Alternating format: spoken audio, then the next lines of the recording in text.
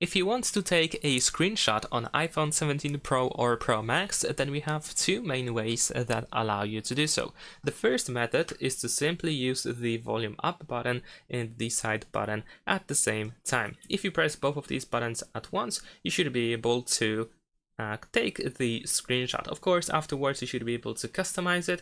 There is a chance that you will see a preview first over here in the bottom left corner, so you can tap on the preview in order to open this menu. You can tap on this check, for example, in the upper right corner in order to, let's say, save to photos.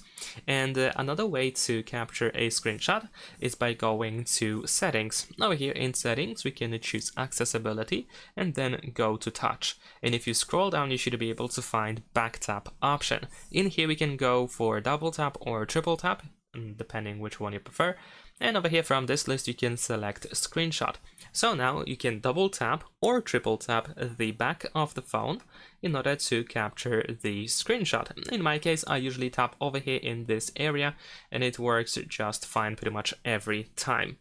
And that's pretty much it. Thanks for watching, leave a like and subscribe.